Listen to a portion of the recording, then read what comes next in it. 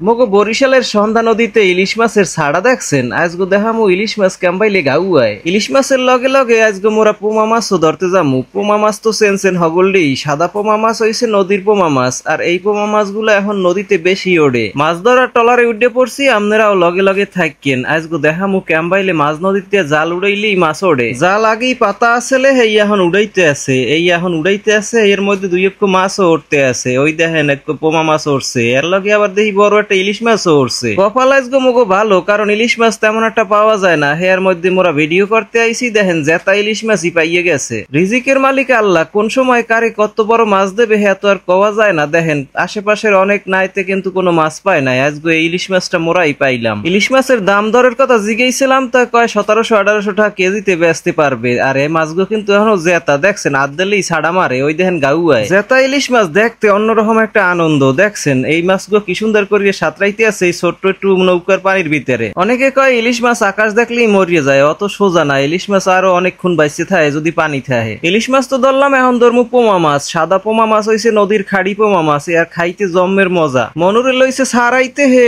মাছ অনেকক্ষণ বইয়ে ছাড়াইতেই মোড়ে পারে না, এমন পেঁচাইছে জালের লগে। এতক্ষণ বইয়ে কিরম কি মাছ পাইছি হিয়াও আপনাকে দেখাই। ওই দেখেন না ডরার ভিতর কতগুলো মাছ এখনো হাতরাইতে আছে, জেতা পোমা মাছও আছে এর মধ্যে। এই বড় নদীর মধ্যেই বাজার মেলবে আনে, এই বাজারে এই মাছগুলা বেচা কিনে হইবে পাইকারি দামে। হেয়াও আপনাকে দেখা মনে যে কয়টা হয় কি বেচে পোমা মাছের কেজি এখন কত। জাল হগল উড়ান হইয়ে গেছে, এখন পানি টানি ইচ্ছে রেডি হইতে আছে, পাইকারের নৌকাও আইয়ে গেছে। এখন এই জায়গায় বাজারের না মেলবে নদীর মধ্যে বাসমান বাইলে। কইছিলাম না নদীতে বেশি পোমা মাছ পাওয়া যায়, ওই দেখেন হগলডি পোমা মাছ পাইছে। তা ইলিশ মাছ কিন্তু মোরাই পাইছি, আশেপাশে তেমন কেউ ইলিশ মাছ পায় নাই। না ডরার মধ্যে যতগুলো পোমা মাছ পাইছে সব উড়াইয়ে দিতে আছে পাইকারের টলারে। হে মাইপে জুইপে কইবে আনে কয়টা হাকি কেজি বেচবে। এই পাইকারি যারা কেনে হেরা আবার নিয়ে বেচবে আনে আড়তে। আর এই জায়গায় সহজেই বেচা কিনে হয় নদীর মধ্যে বইয়া। হেরফের নেই আপনাকে দেখাই যে এই জায়গায় দেখেন কত মানুষে আইছে বেচা কিনের লগে। এক গামলা মাছ উড়াইছে, হেয়ার পরও হয় না, আরো কতগুলো উড়াইতে আছে। এ জায়গায় 2 কেজি মাছের লাগে কতগুলো হইছে দেখেন। পোমা মাছের কেজি কয়টা